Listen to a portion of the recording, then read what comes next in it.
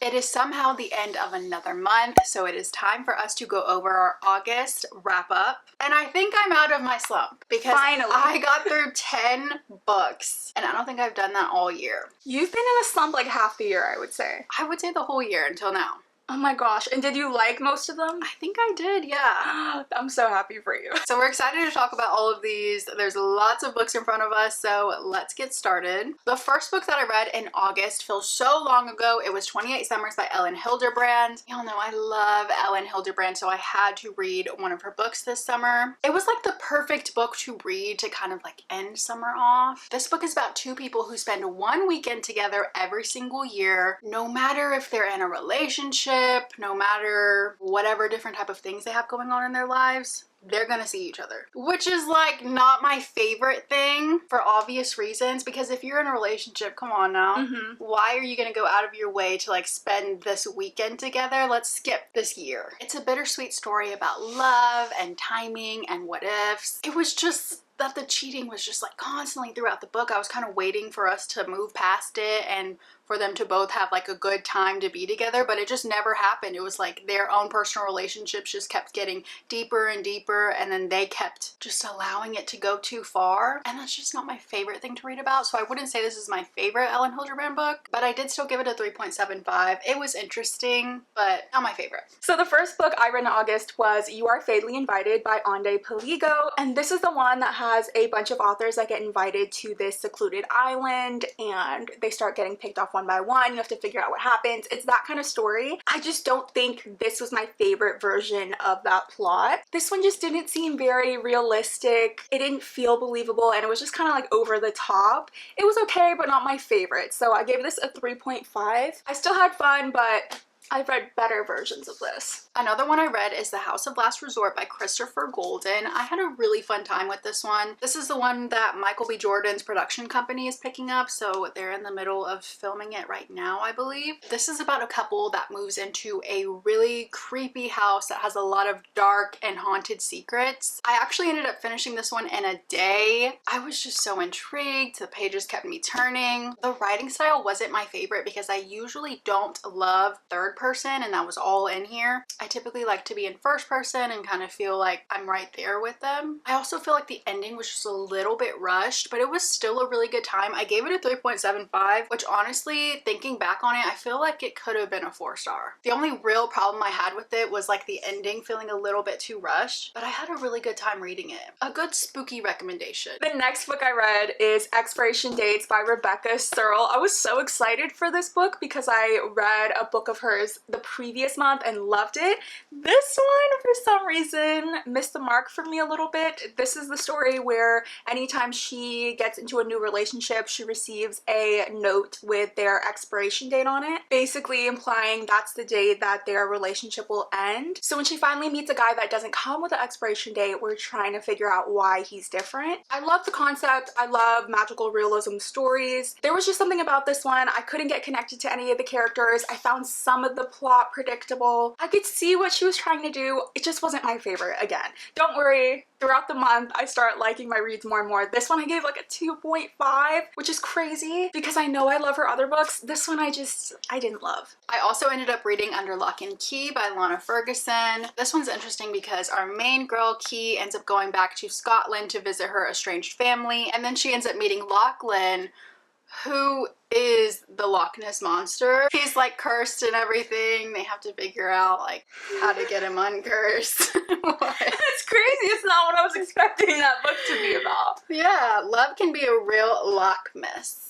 Okay, so it's like a full monster romance. Yeah, but I don't know. I think like the execution was just a little silly. Of course it's gonna be silly, you know? It was a solid read. It definitely had its silly moments. I did like the characters together, but I just don't think the story itself is gonna stick with me. It just seems like one of those where by next year I'm gonna forget everything that happened. But I'm glad I finally got around to reading it. I gave it a 3-star. I don't know why I'm laughing as if I don't love Aquamarine. No, yeah, it's fine. That's the same It's just thing. reading it. The execution's crazy. I want to still go in order in which I read these books. I know I just said I loved some of my other reads. This is another one that was in the middle for me, but it is The Manade of Smoke by Alex North. Again, I love the other Alex North books I read. This one is my least favorite, but I did read it in one sitting. Like, I was hooked. I wanted to know what happened, but also since I was reading it in one sitting, it made the ending a little bit more disappointing because it was underwhelming. I will say the plot and build-up I think was great.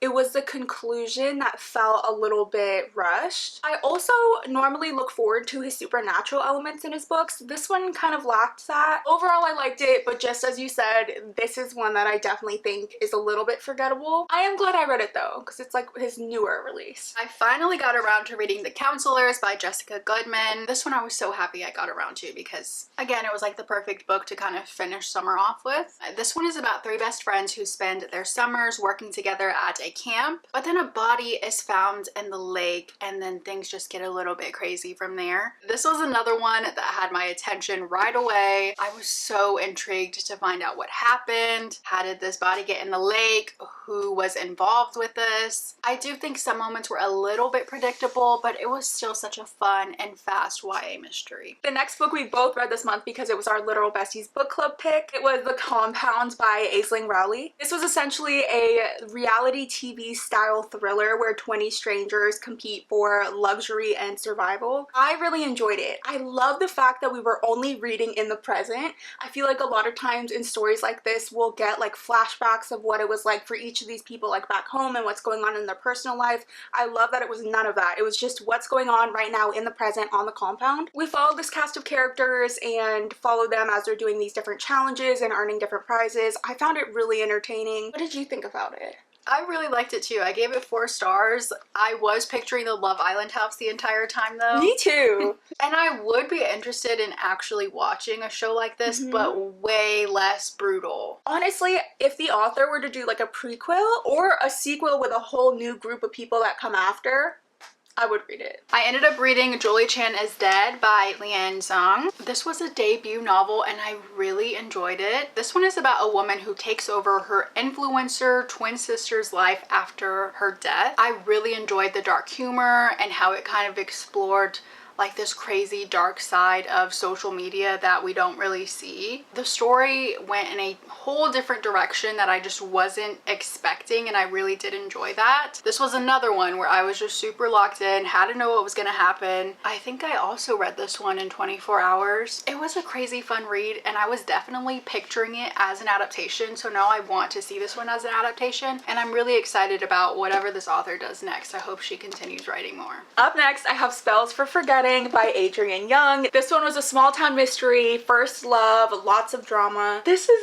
another one, which, you know what, now I'm reflecting, maybe it's me.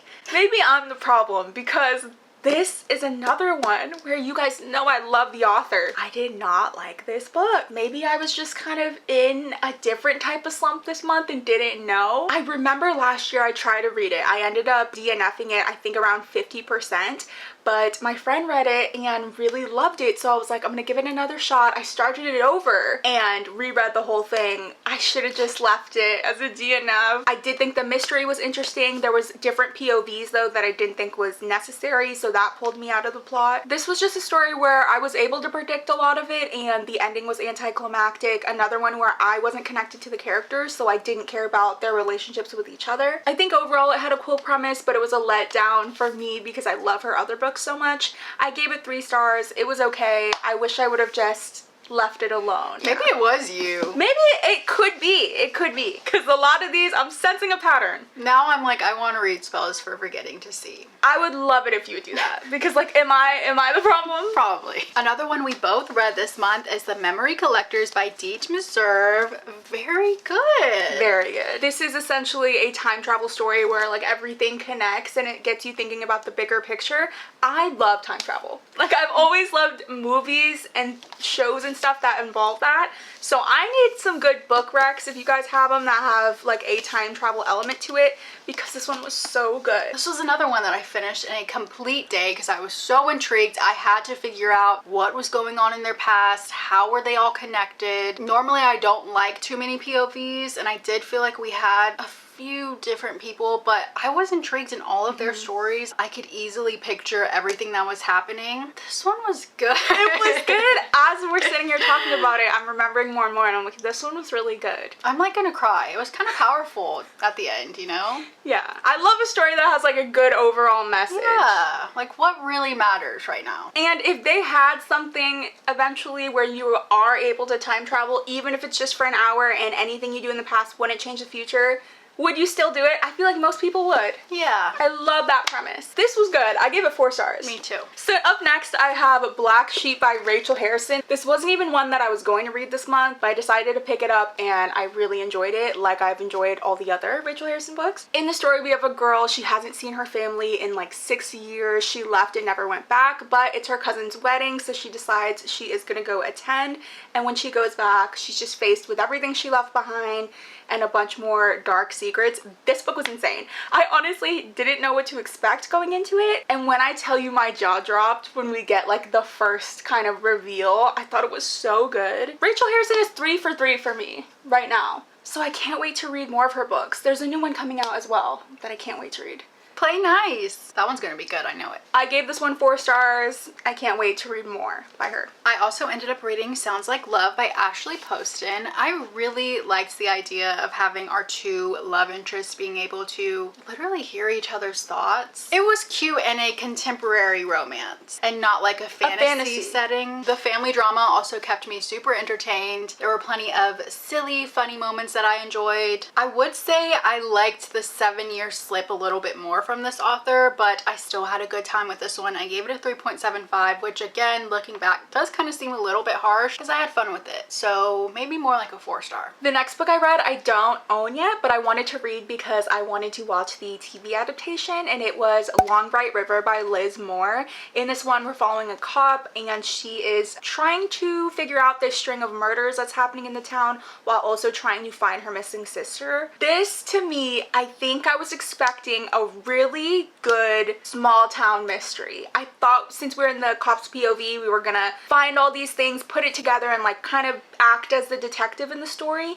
It is not really like that. We are more focused on her relationship with her sister, which is fine. It kind of reminded me of The Last Thing He Told Me by Laura Dave, where even though there is this big mystery, we're more focused on like the relationship that was building. I liked it. It just wasn't what I wanted in that specific moment. I do think it was enjoyable. It was a good story. It wasn't what I wanted, and that's what it comes down to. I give it 3 stars. I am excited though to finish the adaptation. The last 2 I have are Parable of the Sower by Octavia E. Butler. I finished this like last week, and then I immediately started Parable of the Talents, also by Octavia E. Butler. This is the 2nd book. We just found these in our last thrifting trip. I know these are on the banned book list in Texas, and that's just crazy to me because I feel like these should be required readings in schools. I'm not going to get into it too much, but it's scary, the parallels that are happening and like where our world could be heading. Most banned books are and should be required readings. Agreed. Very good though. I'm almost done with the 2nd one. I gave this one 4 stars. I'm thinking this one's also going to be another 4. Last book I have is my current read. We have a couple more days left in September, so I do think I'm going to finish it before then, but it is 7 Summers by Paige Toon. I was so excited to read this one, and for good reason. It's so good so far. We have these 2 teenagers that meet and they have like this beautiful summer together. Something happens that splits them up, and every year he comes back to spend the summer with her. Is he single? Yes. They make the agreement if they're both single and they're back together, they will, you know. Amazing. Yes, that should have been said in yours. So we're following 7 summers. And this summer, this new guy comes in and she starts talking to him. So it's just kind of like a love triangle. It's really good so far though. I'm loving it. Perfect summer read. I would say that was such a good reading month. I got through so many of my Aardvark and Book of the Month books. I'm really happy that I've made a little bit of room. I'm sad that 2 of the books that I read this month I don't even own yet because I love to have it as a little trophy. So I'm gonna have to buy those 2 to have and say that I read. The Compound, definitely. I need a physical copy of that. Oh yeah. Long Bright River. I don't know if I need it, but if we find it thrifting, I will definitely get it. I think my favorite of this month is actually The Memory Collectors. It was very good. I mean, I love a time travel story. I did really like Black Sheep, but Seven Summers has the potential. I hope it ends well because I'm feeling like it's a 4-star right now. Maybe it'll be a 4.5. But yeah, these are all of the books that we read in the month of August. Cannot believe we are now nearing fall month. That's absolutely insane. Up next we will have our September TBR, and then we do plan to do like a fall Rex and TBR video like we do every year. But right now we are voting on like what we're gonna read in September. We need to figure out like genres, and then we'll put a poll out. So if you're not already a part of our Literal Besties book club, make sure to join. It's free. I will leave that linked in the description. But that's about it for today. So thank you guys so much for watching. Make sure to like and subscribe if you haven't already, and we will see you guys next time. It's like Richard and Penelon Lott from Gilmore Girls. They were married how long, and every single year he had a lunch with Was he in Loch Ness Monster form? She did see him in she like fell in the water, and then he's like, I would not want that though. Like, don't ever hear my thoughts ever. No, mine are very sporadic. Yeah. I'd be embarrassed if someone was in there listening.